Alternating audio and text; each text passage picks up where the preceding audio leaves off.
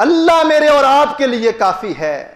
بندیا نماز میں جب آ کے کھڑا ہو سمجھ لے تیرا اللہ آسمان پہ بیٹھ کے تجھے دیکھ رہا ہے، نماز سے پہلے جو کر کے آیا اس کو بھی جانتا ہے، نماز جس انداز میں پڑھ رہا ہے اس کو بھی جانتا ہے۔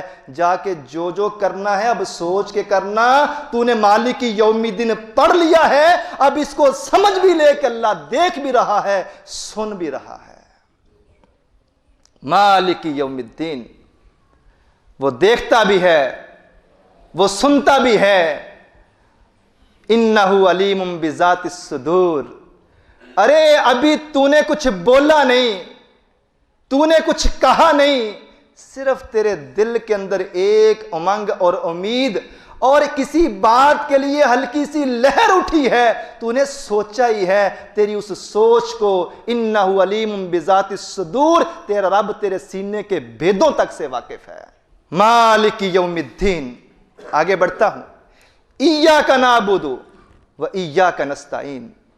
اللہ اکبر۔ ایاک نعبد و ایاک نستعین۔ نماز پڑھنے والا مومن مسلمان اپنی نماز کے اندر رب سے ایک وعدہ کر کے جاتا ہے۔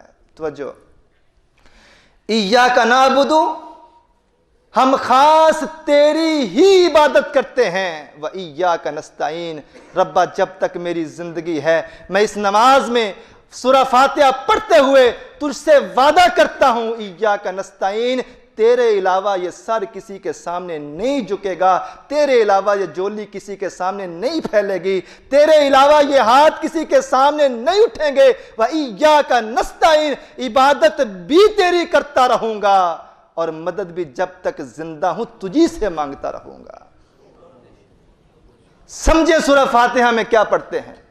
وَإِيَّاكَ نَسْتَعِينُ، اللہ مدد بھی تجھ سے مانگوں گا۔ بیسیکلی انسان محتاج ہے، اللہ نے انسان کے اندر جھکنے کا منکا رکھا ہے، اس نے جھکنا ہے، یہ اس کی صفت ہے۔ اللہ کے سامنے نہیں جھکے گا، حجر کے سامنے جھک جائے گا، پتھر کے سامنے جھک جائے گا، بت کے سامنے جھک جائے گا، قبر مندر میں جا کے جھک جائے گا، یہ جھکنا ہے اس نے، یہ اس کی صفت ہے۔ لیکن رب نے کیا کہا ہے؟ ایاک نعبد۔ بندے پورے قرآن کا خلاصہ یہ ہے، میرا بندہ بن کے آ جا، میرے محبوب کا صحیح معنوں میں امتی بن کے آ جا، اس کے علاوہ میرا رب کا تجھ سے کوئی تقاضا نہیں ہے، میرا حق کسی کو نہیں دینا، میرے علاوہ اپنے سر کو کسی اور کے آگے نہیں جھکانا، میرے علاوہ اپنی جولی کو کسی اور کے آگے نہیں پھیلانا۔ ایاک نعبد، وعدہ کیا ہے میں نے اور آپ نے نماز کے اندر، ربا جب تک زندگی ہے تیری ہی عبادت کرتا رہوں گا، تیرے سامنے سر جھکاتا رہوں گا، اور یہ سر کسی اور کے آگے جھک نہیں سکتا۔ قیس بن سعد، توجہ کیجئے گا، یہ نبی کے صحابی ہیں، سنن ابی داود کے اندر یہ حدیث موجود ہے۔ کہتے ہیں کہ میں ہیرا مقام پہ گیا اور وہاں پہ میں نے دیکھا کہ لوگ اپنے سردار کو سجدہ کر رہے ہیں، اس کے سامنے تعظیماً جھک رہے ہیں۔ تو میں واپس آیا، میں نے اللہ کے رسول سے عرض کیا، اللہ کے رسول، میں دیکھ کے آیا ہوں کہ ہیرا مقام پہ لوگ اپنے سردار کے سامنے، اپنے بادشاہ کے سامنے جھک رہے ہیں۔ پوچھا قیس وہ ایسا کیوں کر رہے ہیں؟ اے اللہ کے رسول، کیونکہ وہ اپنے سردار سے، بادشاہ سے محبت کرتے ہیں، اور میرا دل چاہتا ہے کہ میرے سردار آپ ہیں، میرے سب کچھ آپ ہیں۔ مسلمانوں کو میں نے نبی سے محبت کے اندر ٹوٹ کے بکھرتے ہوئے دیکھا ہے۔ اے اللہ کے رسول، میری خواہش ہے آپ ہمیں اجازت دے دیں، جس طرح وہ اپنے بادشاہ کے سامنے، اپنے سردار کے سامنے جھکتے ہیں، سجدہ کرتے ہیں، ہم آپ کے امتی بھی، آپ کے صحابہ بھی آپ کے سامنے جھکا کریں۔ توجہ، نبی نے کیا فرمایا؟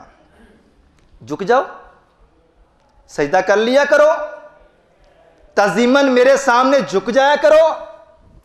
نبی نے اس بات کو چھوڑتے ہوئے بڑی دور کی بات اپنے صحابی سے پوچھی، اے میرے صحابی، مجھے صرف اتنا بتا دے جب میں اس دنیا سے چلا جاؤں گا کبھی تیرا گزر میری قبر مبارک کے پاس سے ہوا، لو مررت قبری، کبھی تو میری قبر کے پاس سے گزرے، کیا تب بھی تو میری قبر مبارک پہ آ کے جھکے گا، سجدہ کرے گا؟ صحابی رسول کیا کہتے ہیں؟ نہیں اللہ کے رسول، آپ سے محبت ہمیں اپنی ماؤں سے، ہماری اولادوں سے، ہماری جائیدادوں سے، اپنی جانوں سے بڑھ کے بھی ہے۔ آپ نے خود ہی تو فرمایا ہے مالک یوم الدین، اس مالک کے سامنے جھکنا ہے، پھر ہم آپ کی قبر مبارک پہ آ کے آپ کی قبر کے اوپر سجدہ کیسے کر سکتے ہیں؟ فرمایا میرے صحابی پھر چپ ہو جا، اگر میرے مرنے کے بعد، جانے کے بعد، رخصت ہونے کے بعد تو میری قبر پہ نہیں جھک سکتا تو میری زندگی میں بھی میرے سامنے نہیں جھک سکتا۔ کسی کی دلازاری کرنا مقصود نہیں ہے، اپنی اور اپنے دوستوں کی اصلاح مقصود ہے۔ توجہ کیجئے گا لوگوں، بات کو سمجھیے گا، ہوش سے نہیں جوش سے سمجھیے گا۔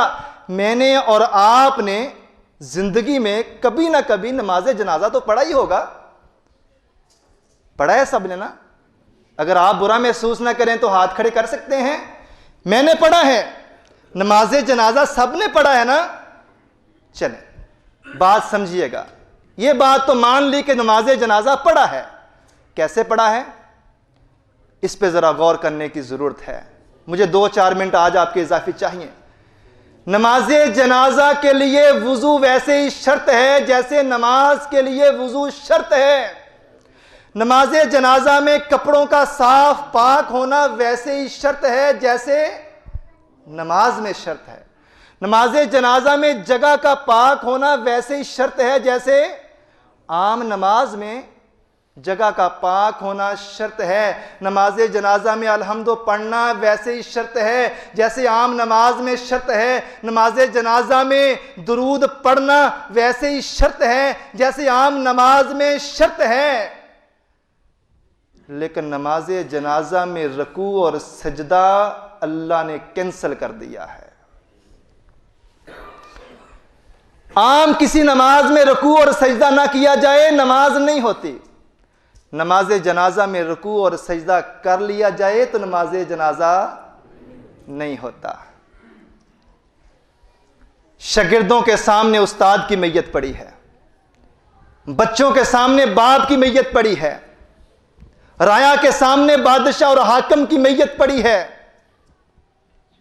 دوستوں کے سامنے دوست کی میت پڑی ہے، استاد کے سامنے شاگرد کی میت پڑی ہے، باپ کے سامنے بیٹے کی میت پڑی ہے، پیر کے سامنے مرید کی میت پڑی ہے، اور مرید کے سامنے پیر کی میت پڑی ہے۔ کوئی رکوع نہیں کرتا، کوئی سجدہ نہیں کرتا۔ اللہ نے رکوع اور سجدے جیسا اہم رکن نماز جنازہ سے کینسل کر دیا ہے، تاکہ دور سے گزرنے والا کوئی غیر مسلم دیکھ کے یہ نہ کہے مسلمان رب کے سامنے بھی جھکتے ہیں، رب کے بندوں کے سامنے بھی جھکتے ہیں۔